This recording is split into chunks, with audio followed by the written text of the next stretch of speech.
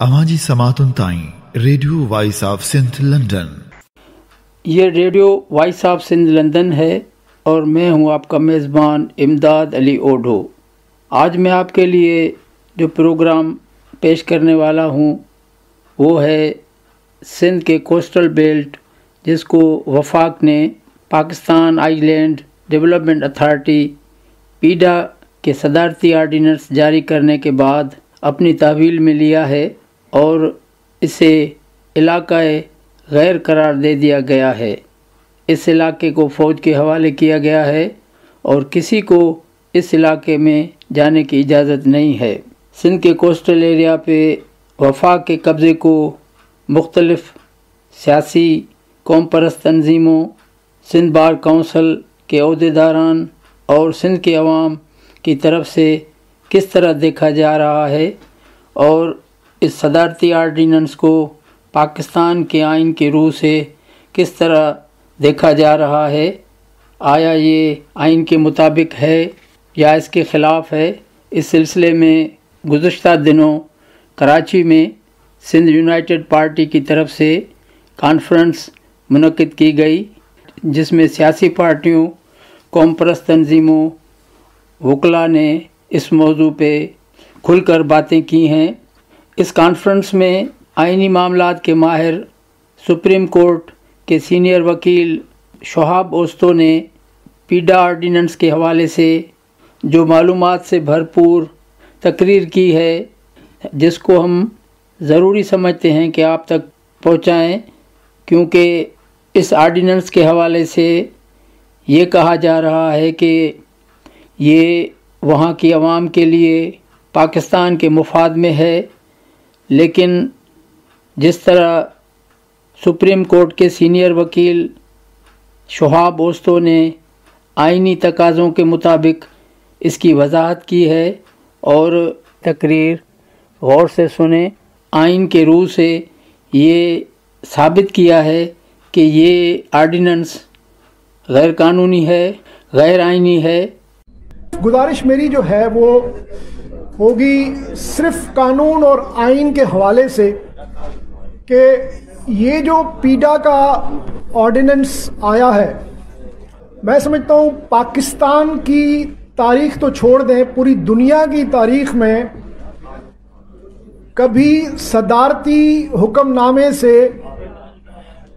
آئین کی ترمیم نہیں ہوئی ہے، بلکہ میں تو کہوں گا کہ آئین کی پامالی نہیں ہوئی ہے۔ جس طریقے سے، جس بھونڈے طریقے سے صدارتی حکم جاری کر کے انہوں نے پاکستان کی جغرافی کو چینج کر دیا، they have completely altered the morphology, the geography of the country۔ Article 1 جو ہے وہ پاکستان کی جو جغرافی ہے، جو اس کی سرحدیں ہیں، جو اس کی کمپوزیشن ہے، اس کو بیان کرتا ہے، اور 25th امینڈمنٹ کے بعد اب پورے پاکستان میں کوئی بھی فیڈرل ٹیریٹری نہیں ہے، فیڈرلی ایڈمنسٹرڈ ٹیریٹری نہیں ہے سوائے اسلام آباد کے۔ لیکن انہوں نے یہ صدارتی حکم نامہ جاری کر کے ایک نئی فیڈرل ایڈمنسٹرڈ ٹیریٹری بنا دی ہے پیڈا کے نام پہ۔ اب اس کا جو مضحکہ خیز شکل جو بنی ہے، آپ سنیں گے، میں سمجھتا ہوں اگر کوئی LLB کا پارٹ 1 کا بھی کوئی اسٹوڈنٹ بھی ہوگا تو وہ بھی ہنسے گا کہ صدارتی حکم سے آپ نے آئین کو ترمیم کر دیا، ایک فیڈرلی ایڈمنسٹرڈ ٹیریٹری بنا دی، اور اس سے بھی جو مضحکہ خیز بات ہے، جو میں نے آنریبل کورٹ کے سامنے بھی رکھی اور جج صاحبان خود بھی یہ سن کے حیران ہوئے کہ اب اس پیڈا کے علاقے پہ کوئی پاکستان کی ہائی کورٹ کی رٹ جورسڈکشن نہیں ہے، یعنی انہوں نے ایک حکم نامے سے سندھ ہائی کورٹ کو بھی وہاں سے بے دخل کر دیا، لیکن اس سے بھی زیادہ خطرناک بات یہ ہے کہ اب وہاں پہ کسی بھی ہائی کورٹ کی رٹ جورسڈکشن نہیں ہے۔ اگر کوئی بیچارہ مچھیرا، کوئی لوکل آدمی اگر اپنا فنڈامنٹل رائٹ اسرٹ کرنے کے لیے کسی ہائی کورٹ میں جائے آرٹیکل 199 میں، تو کوئی پاکستان میں ہائی کورٹ نہیں ہے جہاں وہ جا سکے، کیونکہ سندھ ہائی کورٹ کی اب پیڈا کے مطابق، چونکہ پیڈا نے اب اس کو فیڈرلائز کر دیا ہے، تو سندھ ہائی کورٹ کی کوئی جورسڈکشن نہیں ہے وہاں پہ، کیونکہ سندھ ہائی کورٹ کی jurisdiction with in the province ہے، اور اسلام آباد ہائی کورٹ کی جورسڈکشن صرف کیپٹل ٹیریٹری تک محدود ہے۔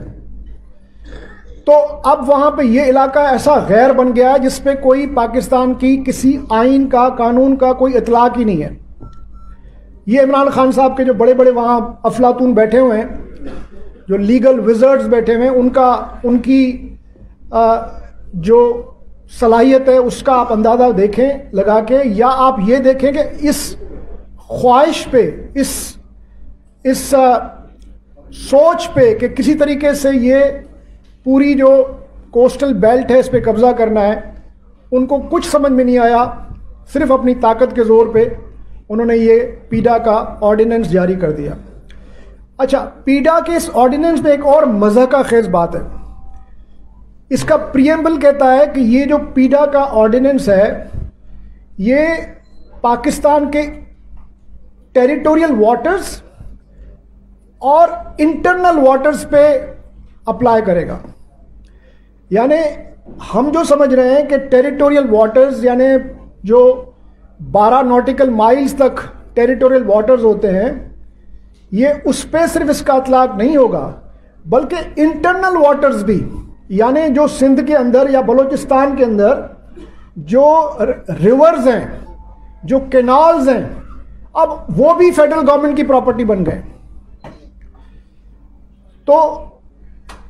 آپ اندازہ کریں کہ اب ریور انڈس جو ہے ہماری، یا جو ڈیلٹا ہے یا جو بے ہے ہماری، وہ بھی اب جو ہے پیڈا کے حوالے سے اسلام آباد کے کنٹرول میں ہے۔ یہ صرف ایک صدارتی حکم سے ہوا ہے سب کچھ۔ پھر آئین کہتا ہے کہ آپ اگر فیڈرل گورنمنٹ کو پروونشل گورنمنٹ سے کوئی زمین لینی ہے قانونی اور آئینی طور پہ آرٹیکل 152 کے انڈر، تو اس کا بھی ایک سخت طریقہ دیا گیا ہے۔ اگر فیڈرل گورنمنٹ کسی پروونشل زمین کو اپنے لیے استعمال کرے گی تو صرف اس مقصد کے لیے استعمال کرے گی جس مقصد کے لیے اس کو قانون بنانے کی اجازت ہو۔ یعنی وہ شہر اور یہ جو ڈیولپمنٹ اور یہ جو بن رہے ہیں، جو وہاں پہ جو سٹیز بن رہی ہیں، وہ فیڈرل لیجسلیٹو لسٹ میں شامل نہیں ہیں، وہ تو پروونسز کے پاس ہے۔ تو اس لحاظ سے بھی اگر یہ انہوں نے زمینوں پہ قبضے کیے ہیں، اس پوری کوسٹل بیلٹ پہ قبضہ کیا ہے، تو یہ وہ کر ہی نہیں سکتے کیونکہ ان کی لیجسلیٹو کمپٹنسی نہیں ہے، وہ بھی انہوں نے کر دیا۔ پھر اس سے بھی جو مضحکہ خیز بات ہے، آپ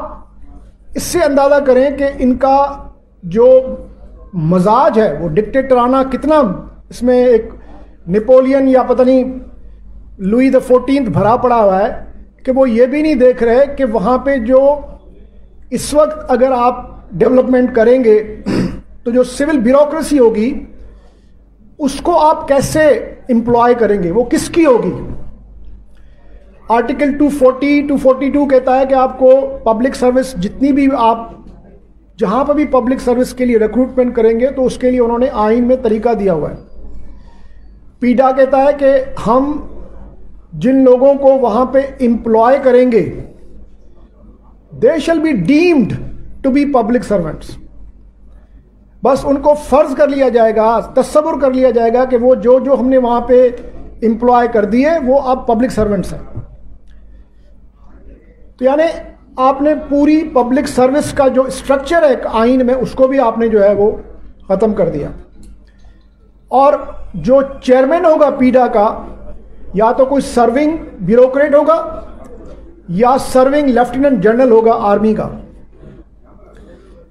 اب میں سمجھتا ہوں کہ یہ سارے، اگر میں بے تحاشا اور بھی اس پہ نشاندہی کر سکتا ہوں، مثلاً یہ ہے کہ آپ دیکھیں کہ 1973 کا جب کانسٹیٹیوشن بنا تھا تو اس کانسٹیٹیوشن کے بننے کے پیچھے جو پولیٹیکل انوائرمنٹ تھی وہ بہت امپورٹنٹ، اس کا ایک امپیکٹ تھا کانسٹیٹیوشن میکنگ میں، کیونکہ آدھا ملک ہم گوا چکے تھے اور انہی وجوہات کی وجہ سے گوا چکے تھے جو اب ہم کو نظر آ رہی ہیں کہ ایک سینٹرسٹ مائنڈ تھا، ڈیموکریسی کو تسلیم نہیں کیا گیا، کسی آئین کو چلنے نہیں دیا گیا، اور وہاں کے عوام کو ان کے جو بنیادی انسانی اور قانونی اور ان کے آئینی حقوق تھے ان کی پامالی کی گئی، مجبوراً وہ الگ ہو گئے۔ اس کے بعد جو آئین بنا 1973 کا، اس میں صوبوں کے لیے، صوبوں کی جغرافی، صوبوں کی باؤنڈریز کو ایک تقدس دیا گیا ہے، اور آئین میں نیا صوبہ بننے کی کوئی گنجائش نہیں چھوڑی گئی۔ صرف یہ کہا گیا ہے کہ اگر کسی صوبے کے کسی بارڈر کو آلٹر کرنا ہے، اس کے لیے بھی نہ صرف یہ کہ آپ کو نیشنل اسمبلی اور سینٹ سے 2/3 میجورٹی چاہیے،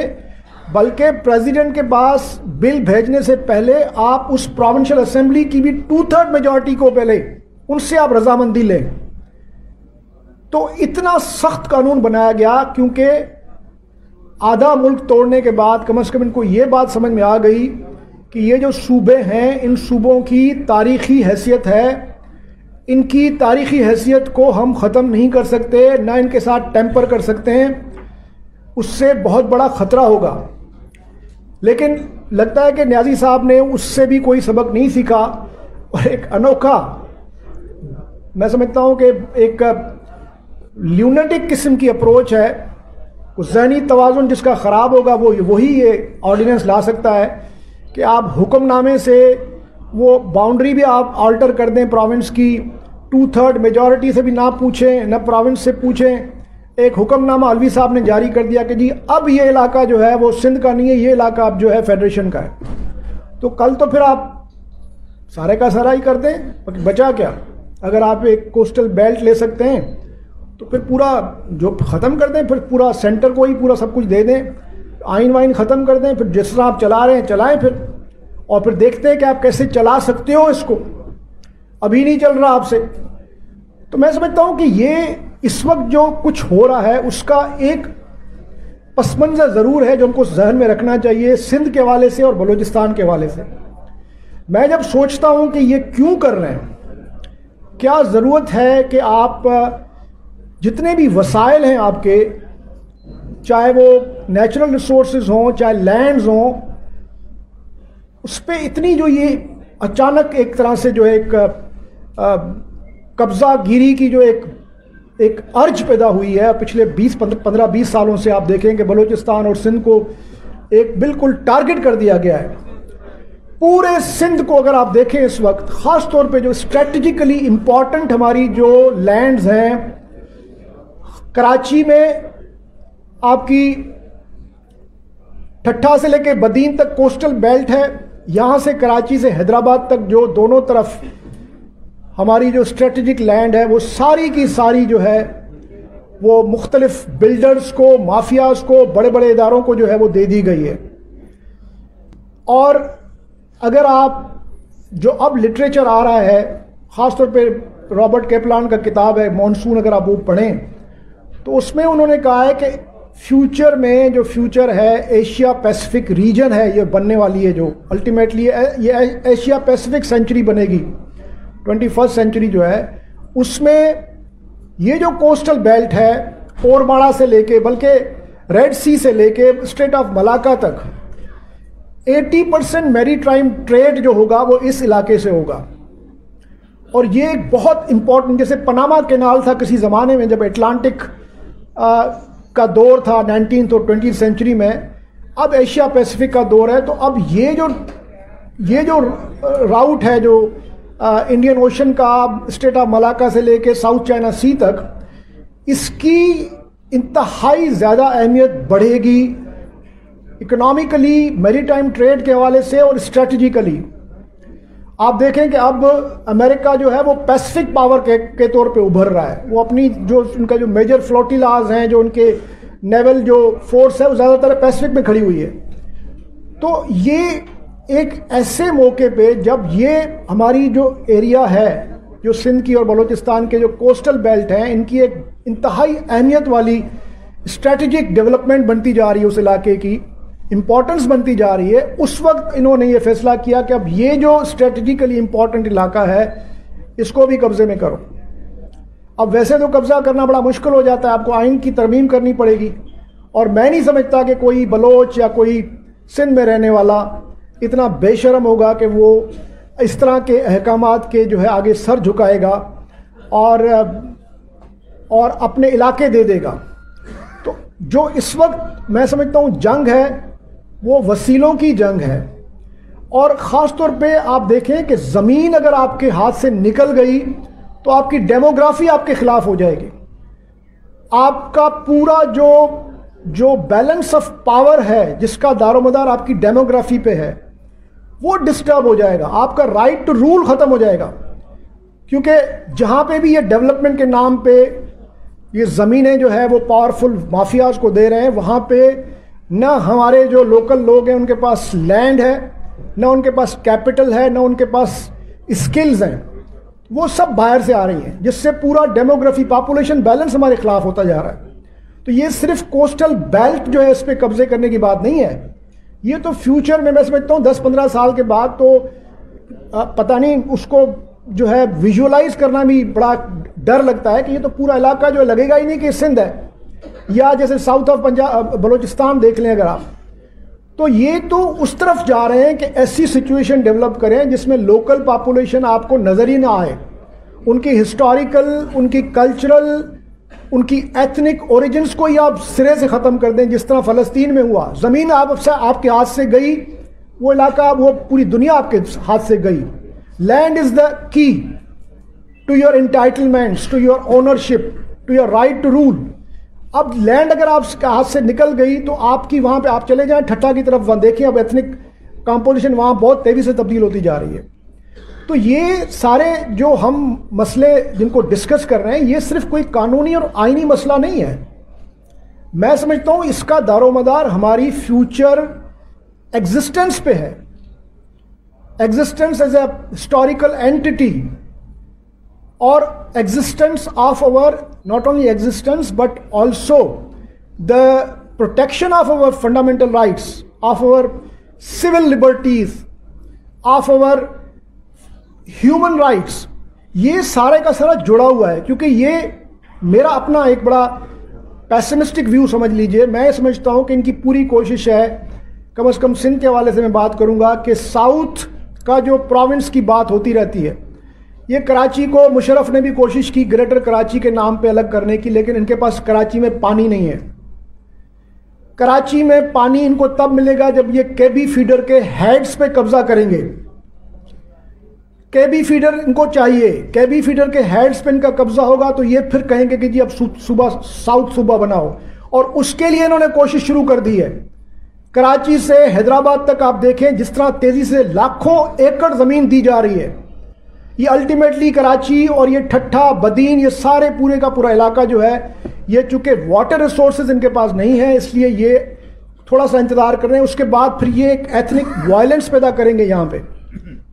اور چونکہ یہ بنیاد ہماری لینڈ ہے وہ لے چکے ہیں یا لینے جا رہے ہیں تیزی سے. الٹیمیٹلی میں دیکھ رہا ہوں کہ سندھ کا فیوچر جو ہے وہ بڑا وائلنٹ بن سکتا ہے.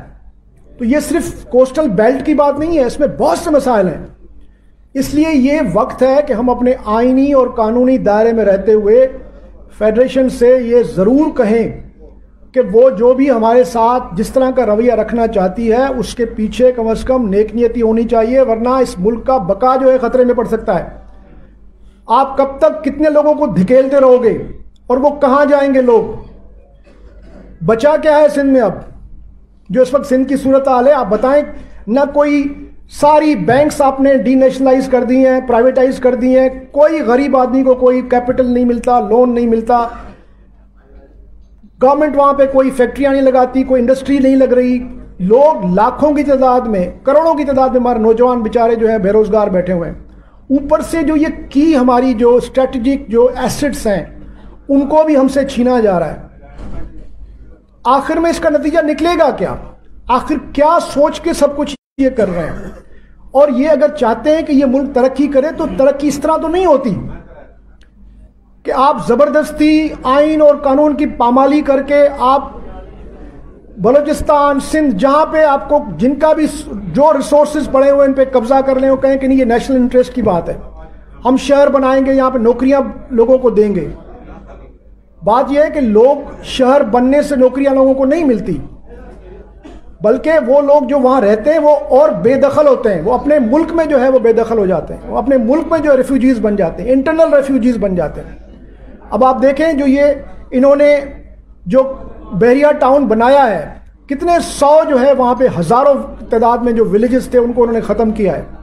اور یہی حالت ہوگی ہمارے مچھیروں کی. 28 لاکھ محمد علی شاہ صاحب بتا رہے تھے کہ 28 لاکھ فیملیز ہیں, وہ کہاں جائیں گی؟ تو کون سی ڈیولپمنٹ ہے یہ؟ کوئی ڈیولپمنٹ نہیں ہے. یہاں پہ الٹیمیٹلی کیا ہوگا کہ یہ ایک ایلیٹس کی کالونی بنے گی جہاں بے تحاشا ریئل اسٹیٹ کو ڈیولپ کیا جائے گا, اور لینڈ مافیاز ہوں گی جو وہاں پہ بیٹھ کے اور زیادہ ہمارے انوائرمنٹ کو, ہمارے اکنامکس کو, ہمارے فیوچر کو جو ہے برباد کریں گی. تو میں سمجھتا ہوں کہ ہم سب مل کے آج یہ فیصلہ کریں